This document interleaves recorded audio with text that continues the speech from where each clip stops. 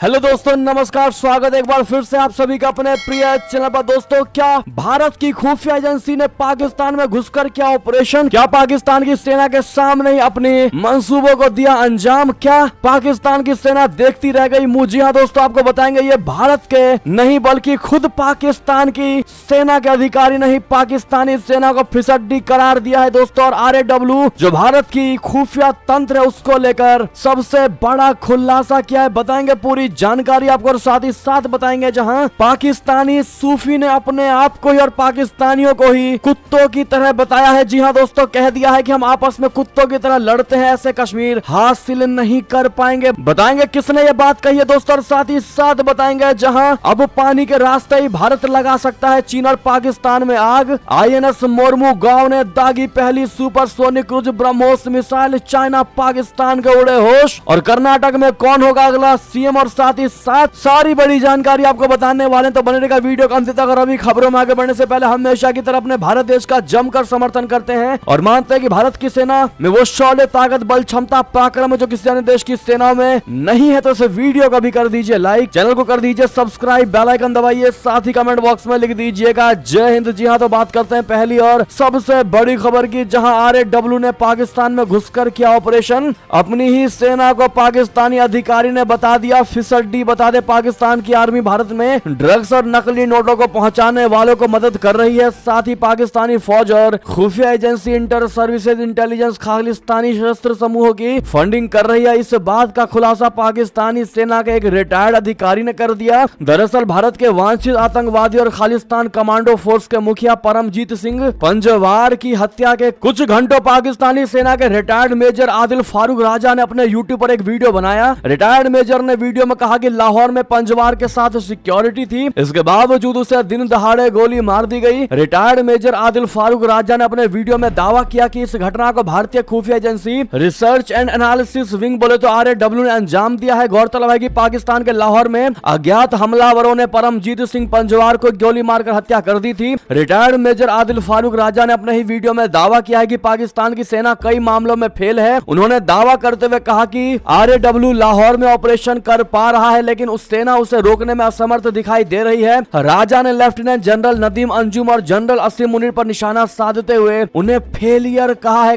कि ये पूर्ण रूप से फेल हो चुके हैं। पाकिस्तान की सेना किसी काम की नहीं, वो खुफिया तंत्रों के सामने पूर्ण रूप से फेल हो चुकी है। सेना वहां की सुरक्षा नहीं कर पा रही, ऐसे बयान और दलीलें दी गई है। ऐसे में RAW ने चाहे दोस्तों वास्तव में कुछ ना भी किया हो, लेकिन उसके बावजूद भी RAW का सहारा लेकर के पाकिस्तान के रिटायर्ड अधिकारी ने अपने ही पाकिस्तानी सेना को खूब अच्छे तरीके से लताड़ा है और शीशा दिखा दिया है, आईना दिखा दिया है कि तुम कितने पानी में हो और भारत कहां पहुंच चुका है, जो सिर्फ एक दिमाग लगा करके ही तुम्हारा खात्मा कर सकता है। ऐसे में रियलिटी चाहे जो भी हो, लेकिन वास्तविकता क्या है पाकिस्तान की सेना की, वो खुद पाकिस्तानी अधिकारी ही बयान कर रहे हैं। ऐसे में हमारी भारतीय सेना नंबर 1 है, ये बात कमेंट में जरूर लिखिएगा दोस्तों। आज जितना ज्यादा हो सके इस वीडियो को शेयर कर दीजिएगा व्हाट्सएप, फेसबुक पर, ताकि हर कोई इस खबर से अवगत हो सके और अपनी राय रख सके। बात करते हैं एक और खबर की ऐसी ही, जहां पर पाकिस्तानी सूफी ने कहा कि हम आपस में कुत्तों की तरह लड़ते हैं, ऐसे कश्मीर हासिल नहीं कर पाएंगे। बता दें, भारत और पाकिस्तान के बीच कश्मीर हमेशा से ही एक गंभीर मुद्दा रहा है। पाकिस्तान हर संभव मंचों पर कश्मीर राग अलापने से बाज नहीं आता। जो भी शुरू से हमारे खबरों से जुड़े हैं दोस्तों, उनको पता होगा पाकिस्तान से कश्मीर को लेकर कैसी कैसी खबरें आती हैं और कैसे कैसे रोने रोए जाते हैं। तो वहीं भारत हमेशा से ही इस प्रोपेगेंडा के खिलाफ कड़ा रुख अपनाता है। इन सब के बीच पाकिस्तान के एक सूफी संत बोले तो सुलेमान मिसबाही ने अपने ही देश के रहने वालों पर सवाल खड़े कर दिए हैं। उन्होंने कहा कि हमारे देश के लोग यानी पाकिस्तान के लोग आपस में ही कुत्ते की तरह लड़ते रहते हैं, इस तरह से वो कभी भी कश्मीर को हासिल नहीं कर पाएंगे। पाकिस्तानी सूफी संत सुलेमान मिसबाही ने एक वीडियो में कार्यक्रम के दौरान कहा कि हमने आज तक जितना आपस में मिलकर किया है, इससे अच्छा ये होगा कि ये छत ही आप आकर हमारे ऊपर गिर जाए। हम लोग इस तरह से लड़ रहे हैं जैसे आपस में कुत्ते लड़ते हैं और किसी को हया नहीं है कि हम कहां खड़े हैं। सुलेमान मिसबाही ने एक कार्यक्रम के दौरान किसी घटना का जिक्र करते हुए इस्लाम धर्म को मानने वालों पर ही सवाल उठा दिए। उन्होंने कहा कि बेशर्मों की तरह कुछ लोग मस्जिदों में ही लड़ने लग जाते हैं। उन्होंने आगे कहा कि इतना ही लड़ने का शौक है तो कश्मीर के बॉर्डर पर जाकर लड़ें, ये सारे लोग एक दूसरे के साथ ही लड़ेंगे। इनमें अगर इस तरह आपस में लड़ने की आदत नहीं होती तो कश्मीर हम लोग आजाद करवा लेते। ऐसे में आपको बता दें दोस्तों, यह खबर ABP न्यूज के वेबसाइट पर छपी और वो इस वीडियो की पुष्टि नहीं करता है। बहरहाल जो खबर थी हमने आपको बता दी, इस पर आपकी जो भी निजी राय हो दोस्तों कमेंट में लिखकर अवश्य बताइएगा। लेकिन पाकिस्तानी जिस प्रकार से लड़ते हैं, इस सूफी ने वो क्लियर कर दिया है कि पाकिस्तानी कुत्तों की तरह लड़ते हैं और सपना देख रहे हैं कश्मीर को आजाद करवाने की। लेकिन भारत हमेशा से ये कहता आया है कि कश्मीर भारत का था, है और आगे भी रहेगा और भारत का कोई बाल बांका भी नहीं कर सकता। ऐसे में आपकी राय तो बनती है दोस्तों। चलते हैं एक और खबर की तरफ, जहां अब पानी के रास्ते ही भारत लगा सकता है चीन और पाकिस्तान में आग।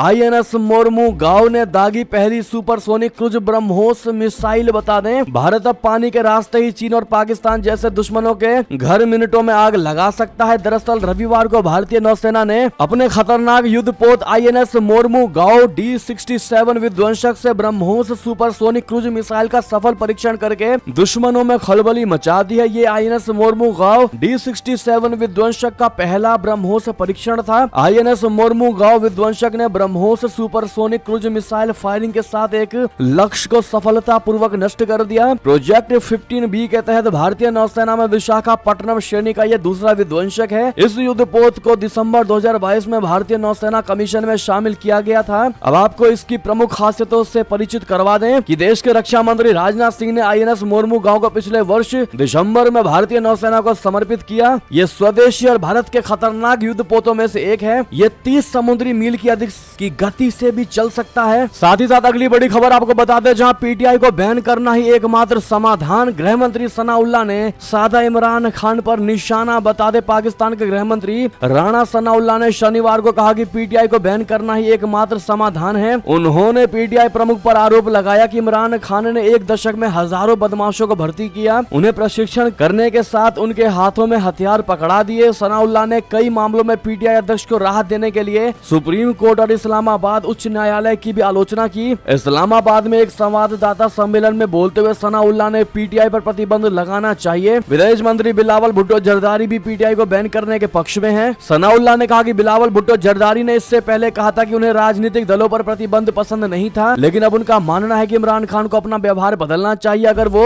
यानी इमरान खान अपना व्यवहार नहीं बदलते हैं तो हम ऐसा करने के लिए मजबूर हो जाएंगे। साथ ही साथ एक और खबर बता दें, जहां महबूबा मुफ्ती ने किया बहुत बड़ा दावा। कहा भारत के विश्व गुरु बनने का रास्ता G20 से नहीं बल्कि दक्षेश से होकर गुजरता है। आपको बता दें तत्कालीन जम्मू कश्मीर राज्य की आखिरी मुख्यमंत्री महबूबा मुफ्ती ने कहा है कि आगामी G20 बैठक अंतर्राष्ट्रीय स्तर पर भारतीय जनता पार्टी के लिए एक अच्छी प्रचार कवायद हो सकती है, लेकिन भारत को दक्षिण एशियाई क्षेत्रीय सहयोग संगठन यानी दक्षेश का शिखर सम्मेलन आयोजित करने और क्षेत्र की समस्याओं पर चर्चा करने से ही विश्व गुरु बनने में मदद मिलेगी। महबूबा 22 से 24 मई तक श्रीनगर में पर्यटन पर G20 समूह की बैठक की तैयारियों पर PTI वीडियो से बात कर रही थी। भारत पाकिस्तान संबंधों में तनाव के बीच काठमांडू में 2014 की बैठक के बाद से द्विवार्षिक दक्षेश शिखर सम्मेलन नहीं हुआ है। उन्होंने कहा कि हम G20 के सदस्य देश ऑस्ट्रेलिया, अमेरिका या जापान के करीब नहीं रहते हैं, हम इस क्षेत्र में रह रहे हैं और दक्षेश इस क्षेत्र की समस्याओं का ध्यान रखता है। यदि सरकार पहल करती है और दक्षेश शिखर सम्मेलन होता है तथा पाकिस्तान में जो कुछ हो रहा है उसके साथ साथ इस क्षेत्र द्वारा सामना की जा रही समस्याओं का समाधान होता है, तो इससे भारत को इस क्षेत्र में ही नहीं दुनिया में अग्रणी बनने में मदद मिलेगी। ऐसे में महबूबा मुफ्ती के इन बयानों से आप क्या समझते हैं दोस्तों, अपनी राय अवश्य दीजिएगा। चलते हैं एक और खबर की तरफ, जहां बांग्लादेश में चीन ने बनाया सबमरीन स्टेशन। बंगाल की खाड़ी में भारत के लिए बहुत बड़ा खतरा। जी हां, चीन भारत के पड़ोसी देशों पर डोरे डाल रहा है। पहले श्रीलंका, पाकिस्तान, फिर नेपाल और अब बांग्लादेश पर भी चीन डेवलपमेंट के नाम पर धोखाधड़ी कर रहा है। चीन ने बांग्लादेश में एक सबमरीन स्टेशन बनाया है। बांग्लादेश में यह पनडुब्बी स्टेशन चीन की मदद से बनाया गया, तो ऐसे में यह संभव है कि आने वाले समय में इस सबमरीन स्टेशन पर चीन भी अपनी पनडुब्बियों को डॉक कर सकता है। इससे बंगाल की खाड़ी में भारत की स्ट्रेटजी पर चीन की जासूसी का खतरा और ज्यादा बढ़ जाएगा। भारत के पूर्वी नौसेना कमान ने इसकी निकटता को देखते हुए चिंता जताई है। जहां एक परमाणु पनडुब्बी का निर्माण किया जा रहा है, तो वहीं इस बात का खतरा है कि बंगाल की खाड़ी में बांग्लादेश की नौसेना को चीन की मदद क्षेत्र में चीनी पनडुब्बी गतिविधियों को बढ़ावा देगी और खुफिया जानकारी इकट्ठा करने के लिए एक मोर्चे के रूप में काम करेगी। साथ ही साथ एक और खबर आपको बता दें, जहां बलूचिस्तान में आतंकवादियों ने 6 पाकिस्तानी सैनिकों को सुलाई मौत की नींद। PM शहबाज शरीफ ने जाहिर किया शोक। बता दें आतंकवादियों ने एक बार फिर पाकिस्तानी सेना के छक्के छुड़ा दिए हैं। बलूचिस्तान में आतंकवादियों ने 6 पाकिस्तानी सैनिकों को मौत की नींद सुला दिया है। हालांकि पाकिस्तानी सेना का दावा है कि उसने अभियान में इतने ही आतंकवादियों को भी मार गिराया है। पाकिस्तानी सेना पर अक्सर आतंकी भारी पड़ जाते हैं। दरअसल पाकिस्तान आतंकियों की फैक्ट्री फैक्ट्री कहा जाता है। पाकिस्तान का नाम ही आतंकिस्तान है। पाकिस्तान की सेना और उसकी खुफिया एजेंसी ISI ने ही पहले आतंकवादियों को पालने का काम किया था। अब ये आतंकी उस पर ही भारी पड़ने लगे हैं। अपने सैनिकों के मारे जाने पर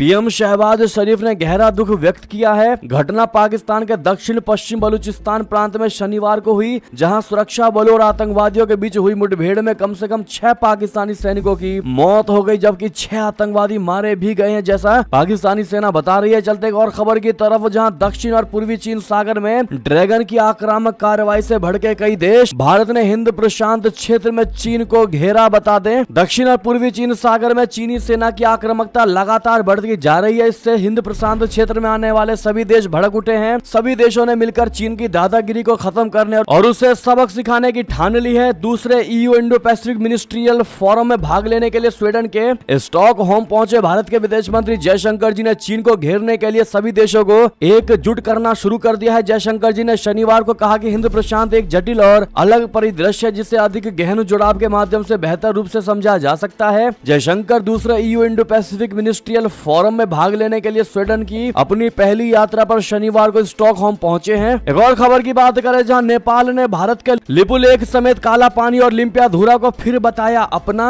बॉर्डर पर बढ़ सकता है तनाव। जी हां, भारत के लिपुलेख समेत काला पानी और लिम्पियाधुरा को नेपाल का अभिन्न हिस्सा बताकर पूर्व राष्ट्रपति विद्या देवी भंडारी ने एक बार फिर बुझी चिंगारी को हवा दे दी। इससे पहले नेपाल के पूर्व प्रधानमंत्री OP शर्मा कोली भी यही कह चुके हैं, जिसके चलते भारत और नेपाल के पारंपरिक रिश्तों में काफी तनाव आ गया था। अब नेपाल की पूर्व राष्ट्रपति भंडारी ने शनिवार को कहा कि काला पानी, लिपुलेख और लिम्पियाधुरा नेपाल का अभिन्न अंग है और इसे लेकर भारत के साथ जो भी विवाद है उसे कूटनीतिक तरीके से सुलझाया जाना चाहिए। भंडारी ने नेपाली टेरिटरी लिम्पियाधुरा नामक पुस्तक के विमोचन के अवसर पर यह बात कही। ये पुस्तक अच्युत गौतम और सुरेंद्र केसी ने लिखी है। जी हाँ, उन्होंने कहा कि मित्र देशों से नेपाल के राष्ट्रीय हित और सुरक्षा में पारस्परिकता की अपेक्षा करना स्वाभाविक है। भंडारी ने कहा कि काला पानी, लिपुलेख और लिम्पियाधुरा नेपाल का अभिन्न अंग है और नेपाल को कूटनीति के जरिए भारत के साथ सीमा विवाद का ये मसला सुलझा लेना चाहिए। ऐसे में भारत ने हमेशा से बताया है कि यह हिस्सा हमारा, इसके बावजूद भी नेपाल मानता दिखाई नहीं दे रहा है। ऐसे में आपकी जो भी राय हो दोस्तों, भारत को अब क्या कदम उठाने चाहिए बताइएगा जरूर। चलते हैं अगली खबर की तरफ, जहां बरसों की दुश्मनी भुलाकर अब दोस्त बन रहे हैं ईरान और सऊदी अरब।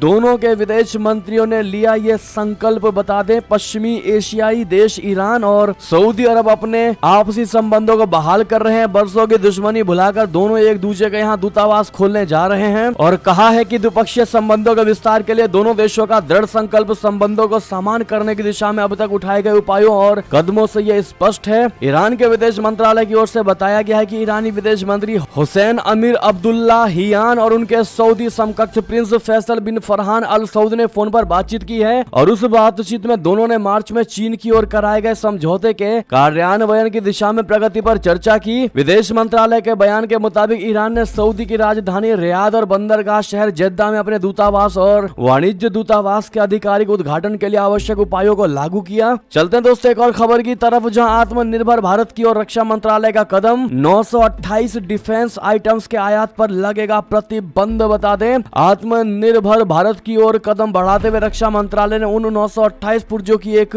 नई सूची को मंजूरी दे दी है जिन्हें सिर्फ देश की ही कंपनियों से खरीदा जा सकेगा। मंत्रालय ने रविवार यानी 14 मई को कहा कि इस कदम का उद्देश्य रक्षा उत्पादन में आत्मनिर्भरता को बढ़ाना है। मंत्रालय ने एक बयान में कहा है कि रक्षा क्षेत्र में आत्मनिर्भरता को बढ़ावा देने और रक्षा सार्वजनिक क्षेत्र के उपक्रमों के आयात को कम करने के लिए रक्षा मंत्रालय ने चौथी PIL को मंजूरी दी है। ये चौथी सकारात्मक स्वदेशीकरण सूची PIL है, जिसमें रिप्लेसमेंट यूनिट्स, उप प्रणालियां और विभिन्न सैन्य प्लेटफॉर्म, उपकरण और हथियारों में इस्तेमाल होने वाले पुर्जे शामिल हैं। अभी इन उत्पादों के आयात पर करीब 715 करोड़ रुपए खर्च होते हैं जो पूर्ण रूप से बच जाएंगे, जो कि भारत के लिए बहुत बड़ी बात। और दूसरी चीज, भारत आत्मनिर्भर बन जाएगा तो भविष्य के लिए किसी और देश पर निर्भर नहीं रहना पड़ेगा। ऐसे में मेरा भारत आत्मनिर्भर भारत और मोदी है तो हर चीज मुमकिन है कहना मत भूलिएगा आप लोग। चलते हैं अगली खबर की तरफ, जहां कतर की जेल में बंद 8 भारतीय रिटायर्ड नौसेना अधिकारियों का क्या है वाकई में सच, क्या साजिश है या कुछ और ही चल रहा है आपको बता दें। 18 मई को कतर की सरकार जेल में बंद भारतीय नौसेना के 8 रिटायर्ड अधिकारियों पर बड़ा फैसला लेने वाली है। ये अधिकारी पिछले साल अगस्त से ही देश की जेल में बंद है। कतर ने आरोप लगाया है कि ये नेवी ऑफिसर उसके पनडुब्बी प्रोग्राम की जासूसी कर रहे थे और इजराइल को जानकारियां मुहैया करा रहे थे। ना तो कतर की तरफ से और ना ही भारत सरकार सरकार की तरफ से आरोपों को लेकर कोई जानकारी साझा की गई है। दोनों ही सरकारों ने उन आरोपों के बारे में विस्तार से नहीं बताया है, जिसके तहत इन्हें 9 महीने से जेल में रखा गया। इस पूरे मामले ने कतर और भारत के रिश्तों पर भी खासा असर डाला है। बता दें, पनडुब्बी जासूसी कार्यक्रम की जासूसी को लेकर जो भी मीडिया रिपोर्ट्स पिछले दिनों आई हैं, वो पूरी तरह से अस्पष्ट हैं। मीडिया रिपोर्ट्स के मुताबिक कतर के पनडुब्बी प्रोजेक्ट का हिस्सा बनने वाली कंपनियों में से एक कंपनी इटली की नौसैनिक जहाज निर्माण कंपनी फिनकेंटिएरी खासतौर पर शामिल है। वहीं एक रिपोर्ट में कहा गया था कि कतर की कंपनी दहारा ग्लोबल बंद होने वाली है, ऐसे में उसने काम करने वाले सभी भारतीयों को छोड़ने के लिए कह दिया है। दूसरी तरफ इटालियन कंपनी फिनकेंटिएरी ने कतर सरकार के लिए किसी भी प्रोग्राम के तहत